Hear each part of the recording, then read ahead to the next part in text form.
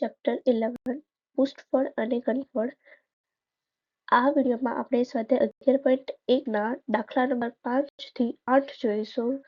અગર જો તમારે સ્વાધ્યાય 11.1 ના દાખલા નંબર 1 થી 4 જોવા હોય તો તમે મારી ચેનલના આગળના વિડીયો વિઝિટ કરી શકો છો અને હું એની લિંક ડિસ્ક્રિપ્શનમાં પણ આપી દઈશ.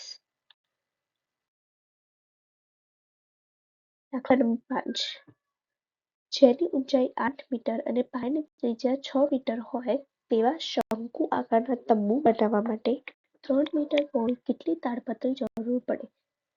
હવે આપણે કેટલી તાડપત્રી જરૂર પડે એમ પૂછ્યું છે, તો આપણે પહેલા શું આપ્યું છે? ઊંચાઈ h 8 મીટર, ત્રિજ્યા 6 મીટર, તો આપણે l શોધવો પડશે. l વર્ગમૂળમાં h² વત્તા r². h² 64 વત્તા r² 6 નો વર્ગ એટલે 36 વર્ગમૂળમાં 100 બરાબર 10 મીટર.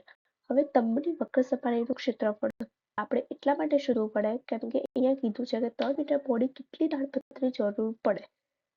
શંકુ બનાવવાનું તંબુ આકારનું શંકુ આકારનું તંબુ બનાવવાનો છે, તો તંબુની વક્ર સપાટીનું ક્ષેત્રફળ πr_l છે. તો આપણે તંબુનું વક્ર સપાટીનું ક્ષેત્રફળ કેટલું થયું? 188.4 મીટર સ્ક્વેર. તો તંબુ બનાવવા માટે 3 મીટર પહોળી કેટલી તાડપત્રી જરૂર પડે? 3 મીટર પહોળી એક તાડપત્રી છે, તો 188.4 મીટર પહોળી કેટલી તાડપત્રી? તો 188 ગુણ્યા 1 ભાગ્યા 3. આમાં મેં તમને આગળ પણ કીધું હતું કે આ જે છે અને આનો જે છે એનો ગુણાકાર થાય અને જે આ ડાબી બાજુ ઉપર જ હોય એને ભાગાકારમાં મતલબ છેદમાં આવે, તો 188.4 ભાગ્યા 3 તો 62.8 મીટર હોય, મતલબ 62.8 મીટરની તાડપત્રીની જરૂર પડે. 62.8 મીટર. અને આમાં એવું કીધું છે કે સિલાઈના માપ અને કાપકુરમાં થતા બગાડમાં લગભગ 20 સેમી જેટલી વધારાની તાડપત્રી વપરાય છે. કેટલા સેન્ટીમીટર? 20 સેન્ટીમીટર. તો અહીંયા 62.8 મીટર વત્તા 20 સેન્ટીમીટર. 20 સેન્ટીમીટર એટલે 0.2 મીટર, એટલે 62.8 વત્તા 0.2 મીટર એટલે 63 મીટર. અને અહીંયા જુઓ 188.4 મીટર સ્ક્વેરમાં હતું અને આ 1 હતું મીટર. 3 1 મીટર, તો 1 જાય એટલે 1 જ મીટર વધે અહીંયા, એટલે આપણે 62.8 મીટર વત્તા 20 મીટર એટલે 63 મીટર. હવે આ છે આગળનો દાખલો. દાખલા નંબર 6. શંકુ આકારના મકબરાની ત્રાસી ઊંચાઈ એટલે l અને પાયાનો વ્યાસ અનુક્રમે 25 મીટર અને 14 મીટર છે. એટલે ત્રાસી ઊંચાઈ 25 મીટર છે અને પાયાનો વ્યાસ d 14 મીટર છે. વ્યાસ આપ્યો છે, ત્રિજ્યા શોધવી હોય તો વ્યાસ ભાગ્યા 2, 14 ભાગ્યા 2 એટલે 7. તો આગળ શું કીધું છે? તેની વક્ર સપાટી પર 100 મીટર સ્ક્વેરના 210 લેખે ચૂનો કરવાનો ખર્ચ શોધો. પેલા l આપ્યો છે, d આપ્યો છે, ત્રિજ્યા શોધી વ્યાસ પરથી, તો 7 મીટર ત્રિજ્યા. હવે વક્ર સપાટીનું ક્ષેત્રફળ πr_l એટલે 22 ભાગ્યા 7 ગુણ્યા r ની કિંમત 7 અને l ની કિંમત 25 તો આવશે 550 મીટર. હવે 100 મીટર સ્ક્વેરના 210 રૂપિયા, તો 550 મીટર સ્ક્વેરના કેટલા રૂપિયા? તો 550 ગુણ્યા 210 ભાગ્યા 100. આપણે આ જ સ્ટેપ ફોલો કરવાનું. જે આ હોય અને આ હોય એનો ગુણાકાર થાય અને ભાગ્યામાં આ આવે, તો એનો જવાબ આવશે 1195 રૂપિયા. આ છે દાખલા નંબર 7. એક જોકરની ટોપી લંબવૃત્તીય શંકુ આકારની છે. તેના પાયાની ત્રિજ્યા 7 સેમી અને ઊંચાઈ 24 સેમી છે.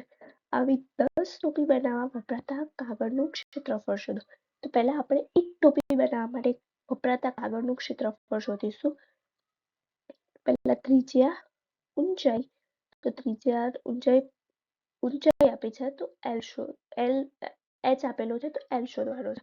h² + r² એટલે 25 સેન્ટીમીટર l મળી જાય. વક્ર સપાટીનું ક્ષેત્રફળ એક ટોપી બનાવવા માટેનું πr l તો 550 સેન્ટીમીટર સ્ક્વેર. એક ટોપી બનાવવા 550 સેન્ટીમીટર સ્ક્વેર તો 10 ટોપી બનાવવા વપરાતું કાગળ કેટલું?